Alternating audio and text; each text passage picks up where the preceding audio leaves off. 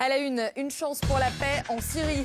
Et puis tout à l'heure, nous reviendrons aussi sur la suite de l'Open d'Australie. Je sais que ça vous passionne. Il fait toujours chaud. Raphaël Nadal a été qualifié dans la chair tout à l'heure pour les demi-finales. On verra ça avec vous à 12h. Un salut au public qui nous accompagne. Bonjour à vous et bienvenue en direct avec Émilie qui nous a rejoint pour le journal. Ce sera dans une petite poignée de secondes. Sourire. C'est parce que vous avez vu Julia. C'était un sourire adressé à Julia. Bon courage. Ouais, à tout à l'heure. Et oui. Autre titre, les députés assouplissent les règles donnant droit à l'IVG. 40 ans après la loi Veil, débat passionné hier soir à l'Assemblée nationale. La gauche a fait bloc face à une droite divisée. Dans l'actualité également, Paris, capitale de la mode, c'est cette semaine la Fashion Week. Des créations haute couture hors de prix ont-elles encore un sens? Analyse à la fin de ce JT. Enfin, la sortie aujourd'hui du magnifique 12 Years a Slave. Les films sur l'histoire des Afro-Américains se multiplient.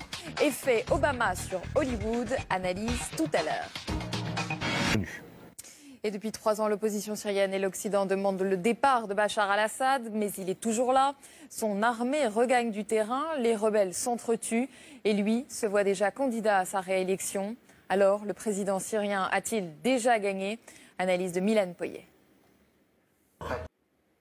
Et les discussions entreront dans le vif du sujet vendredi avec les premiers échanges directs cette fois entre le pouvoir et l'opposition. Il monte en 3 images. À Rio, vous allez voir les réparations acrobatiques de la statue du Christ. Au Mexique, une manifestation pour empêcher une exécution. Mais d'abord, le froid polaire de retour à New York. C'est signé Jean-Michel Fauveau et Véronique Darocha. Le cinéma avec la sortie aujourd'hui en France d'un film grand favori pour les Oscars, 12 Years a Slave, 9 nominations à lui seul. Un film qui retrace l'histoire vraie d'un homme libre devenu esclave. Après le majordome, Lincoln et bien d'autres, pourquoi Hollywood redécouvre ainsi l'histoire afro-américaine? L'analyse de Renaud Villain. Réponse au mois de mars. Et puis du cinéma encore, François Cluzet sera le président de la prochaine cérémonie des Césars. Claire et en direct à suivre sur Canal. Depuis dimanche, la mode a pris ses quartiers à Paris pour la Fashion Week. Se sont ainsi succédés les défilés haute couture Dior, Chanel ou encore Armani, avec à chaque fois des créations uniques mais hors de prix. La haute couture a-t-elle encore un sens dans un monde converti au prêt-à-porter? Les explications d'Alvina de Guiteau. Le foot est surprise en Coupe de France. Nice s'est qualifié hier.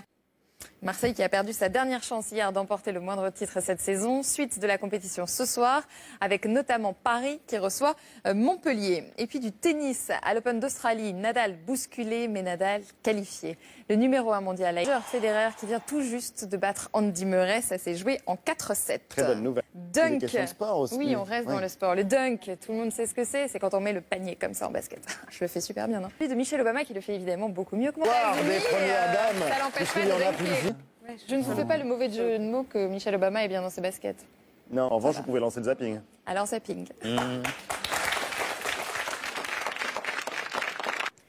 Salut Émilie. Salut Ali, à demain. À demain, j'espère. Oui, mais bien sûr, à demain. Mais oui.